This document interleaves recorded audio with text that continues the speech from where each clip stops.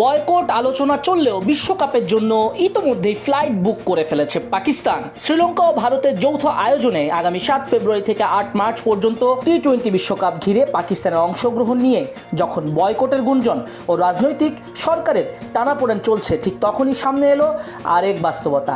পাকিস্তান দল ভেতরে ভেতরে তাদের কলম্বোর উদ্দেশ্যে ফ্লাইট বুক করে রেখেছে। টেলিকম এশিয়া স্পোর্টসকে উদ্ধৃত করে একাধিক সূত্র জানিয়েছে, বিশ্বকাপে অংশগ্রহণ নিয়ে অনিশ্চয়তা থাকলেও পাকিস্তান দল অস্ট্রেলিয়া দলের সঙ্গে একসঙ্গে লাহোর থেকে এয়ার লঙ্কার একটি ফ্লাইটে কলম্বো যাওয়ার বুকিং সম্পন্ন করেছে। বর্তমানে অস্ট্রেলিয়া দল লাহোরে অবস্থান করছে পাকিস্তানের বিপক্ষে 3 ম্যাচের টি-20 সিরিজ খেলতে। ওই সিরিজ শুরু হয়ে চলবে 1 ফেব্রুয়ারি পর্যন্ত।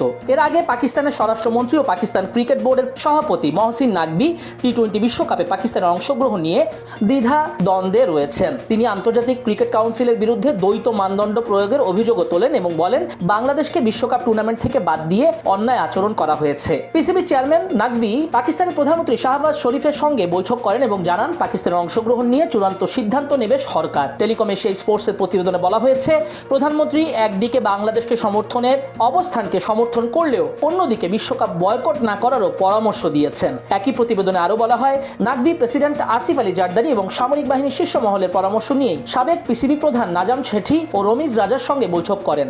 সূত্রের বরাতে জানানো হয়, দুই সাবেক বোর্ড প্রধানই শ্রীলঙ্কায় দল পাঠানোর পক্ষে মত দিয়েছেন। তবে বাংলাদেশের বিরুদ্ধে যে অন্যায় আচরণ হয়েছে সেটা সর্বমহলই স্বীকার করেছে। আইসিসিকে চাপে রাখার কথাও নিশ্চিত করেছে। শ্রীলঙ্কায় পাকিস্তানের সব বিশ্বকাপ ম্যাচ অনুষ্ঠিত হবে। বিশেষভাবে ভারত পাকিস্তান হাই ভোল্টেজ ম্যাচও সেখানে অনুষ্ঠিত হবে। কয়েকদিন ধরে প্ল্যান বি এর কথা বলা হলেও পাক ক্রিকেট বিশ্লেষকরা বলছেন, ভারতের বিপক্ষে ম্যাচ বয়কট করা উচিত হবে না পাকিস্তানের। 15 ফেব্রুয়ারি কলম্বোতে সেই ম্যাচটা গুরুত্বের সঙ্গেও খেলতে পরামর্শ দেওয়া হয়েছে নানা মহল থেকে।